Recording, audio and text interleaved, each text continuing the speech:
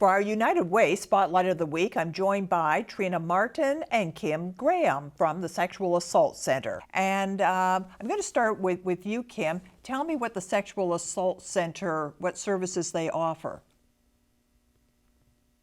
Sure. Our center provides services to all survivors 12 years of age and up, regardless of gender or identity. Survivors of sexual violence, whether that's recent or historic sexual assault or abuse. We also provide a 24-hour crisis support line as well as a chat and text service because we recognize some folks, including a lot of younger folks, prefer to reach out and get support through text sort of means.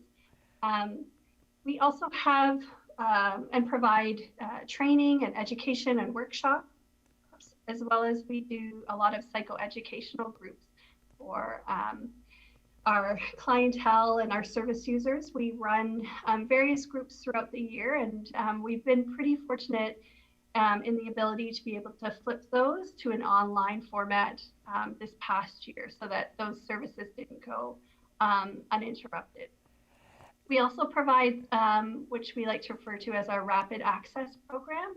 So for folks who are youth or Indigenous or CAF members or families of Canadian Armed Forces or even D&D civilians, they have access to our counseling services at a quicker rate than other folks. So we recognize that there's a lot of barriers for those three groups, for Indigenous populations as well as youth who've recently disclosed, and then CAF members who often are moving, unaware of services, maybe being deployed, and really needs that really timely response to. Okay, it's a lot, our and center provides. Yeah, it's a lot that you do, and I wasn't aware of all of those services that you offer. Go back to you, Trina.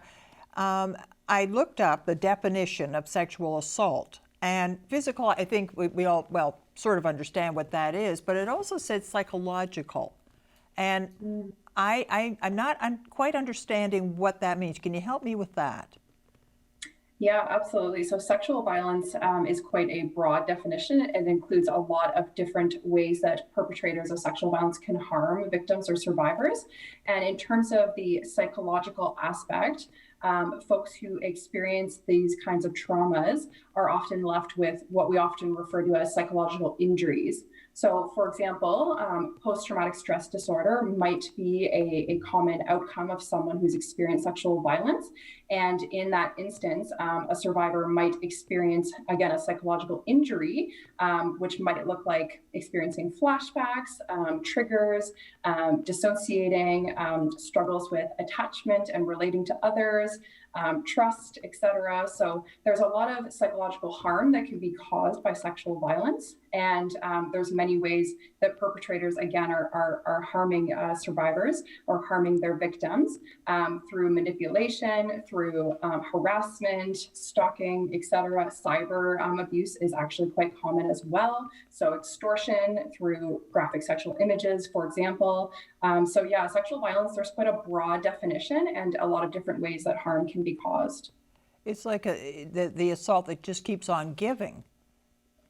Absolutely. Yes, the harm can, and a lot of people expect that folks who present to our center have just experienced an incident of sexual violence, whereas in my experience with the counseling team, most of our clients actually are survivors of historical violence, and it can take years, decades even, until someone feels they're in a place to come in and start to begin that healing process for themselves. Because as you said, Donna, it's quite the trauma and the symptoms and the struggles continue days, weeks, months, years after the violence. What is the longest gap between when this happened to someone and they finally came to you and said, I think I need to talk to somebody? What would be a couple of years, more? Much longer. So one of my first clients actually that I ever worked with at the Sexual Assault Center in a counseling capacity, she came to the center and she was almost 70 years old, and she was abused as a very young girl. So when she was around 8 or 9, and this was the first time she ever came forward for help and support.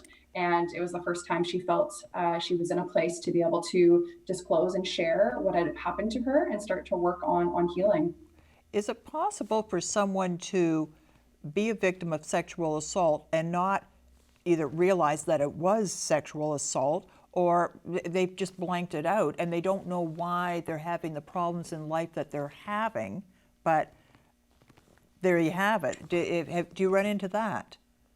Yes, absolutely. I would certainly say a lot of individuals who come to our center, even the name of our center, actually, we've chatted about this over the years, that we wonder if that could be an unintended barrier to accessing our services. Is someone might come in and say, oh, my partner or my ex-partner had sex with me when I didn't really feel like it, but that's not sexual assault, right? And they'll kind of pose it to us looking for that validation or that response. And so there are a lot of myths about sexual violence and what that looks like. And it's depicted in Hollywood and depicted in media in a way that is always strangers or very violent in nature. And while sexual violence is violent, of course, it can often be within the confines of romantic relationships, marriages, friendships, etc. So there certainly are a lot of survivors that come to our center, again, looking for that psychoeducation or that trauma-informed care that really highlights for them what happened to you was sexual violence and never should have happened to you. Kim, what are some other examples of sexual assault that we just, it's become so normalized that we don't even recognize it that way anymore? I think those are probably things that we experience daily sometimes. So harassment, workplace harassment. I think of a lot of manipulation and coercion that young folks feel when they're entering into relationships. I think of catcalling, right? So, walking down the street and experiencing that, that really is a form of sexual violence, right? And it's very normalized. A lot of the things in particular, when we think of what we do as women or marginalized groups do on a daily basis to keep themselves safe, that we've incorporated into our daily routines, really is to protect us against, a form of sexualized violence. But we don't think about it that way. It's just part of our daily life, right? Whether that's a buddy walking home at night, not getting into a taxi after a night out without a friend with you, like those kinds of things, right? We've incorporated that really into our everyday life and really normalize those aspects of sexual violence, which, for some folks makes, as Trina was mentioning, the media really pay attention and play into those scenarios with stranger assault and violence, where we know that it actually happens quite often to a variety of different people in a variety of different situations, and not necessarily just what the media is saying. Well, I can remember, I'm just thinking that I don't think there'd be a woman my age who hasn't experienced sexual assault in the way you're defining it. And I don't think I even realized. I can remember an uncle who, it was, go and give your uncle a big kiss. You haven't seen him in whatever. But I can remember I never wanted to because he was a little too free with the hands, and that's even when I was a kid. And I think that goes on more than people realize that it does. Oh, he's just, being friendly. He's just, but I can remember, and I'd really almost forgotten about that. And then, if you go into your working life in the 70s, it was normalized in workplaces. Trina, do you get into that too much with women saying that they are putting up with sexual harassment in the workplace? Yes, absolutely. Whether it's, yeah, in the workplace, in a school setting, any kind of organized setting. And it happens all the time. And as Kim really shared earlier, it was so normalized for so long, and it still is to a certain extent. Although I do think we're taking small steps in the direction of increasing awareness and education, that just because this was normalized in the past and seen as somehow acceptable, and an expected part of a women, often primarily women's experience in a workplace, we're now starting to shed light on this is not okay. And, Kim also alluded to earlier that as women, we do a lot of things to protect ourselves in those moments. So something I work with a lot, or I work on a lot with survivors, is often, again, women identified, but we do again work with all genders. But women identified folks saying to me, I was subjected to inappropriate jokes or sexualized jokes from my male colleagues or colleagues in general, and I felt really uncomfortable, but I just kind of laughed it off. So there's that kind of accommodation response, we refer to it, where, as Kim said, people are just trying to keep themselves safe, and in that moment it feels easier to laugh it off and just politely, go on your way, as opposed to have a confrontation and call it out for what it is, which is sexual harassment. So that can be another piece, is trying to help survivors understand, just because you didn't, tell the person off or report it doesn't mean it wasn't damaging. It was a trauma response and a protective response that you experienced in that moment. It seems that going back, and again, it's quite a few years, but if you did report it, or if you did put someone in their place, which they needed, but you did, it would come back on you. It would not affect them, it would affect you. And you learn very quickly from other people's example that just suck it up, because it's not going to do you any good, and it will probably harm you. Suddenly you're not a team player. You don't have a sense of humor. Yeah, I can remember one job. I was just a clerk, and I went to my boss because it was his boss who was really inappropriate. I mean, really. And I said, well, I'm supposed to go to you. And he said, yeah, I know, he's a pig, but I've got 4 kids to support. I can't jeopardize my job. And that was the end of that. Yeah, the bad old days I'm just thinking, I bet there are a lot of women out there who are sitting there thinking, wait a minute, yeah, now that I think back, a whole lot of stuff went on back then. And so you just watch some old movies and you pick up on that very quickly. Yeah. Yes, we've talked about that a lot at our center, about watching shows even from, the early 2000s, and watching them back now and just being, oh my gosh, like that's so cringeworthy that this was seen as funny and a joke, when in fact it's extremely inappropriate. Oh, absolutely. Yeah. Kim, a lot of things have come out now. Oh, hockey coaches and people in authority. And it's not just little girls, it's a lot of young men, boys, who were subjected to, abuse. I mean, there's no other word for it. Are you running into that? Are you dealing with any of that?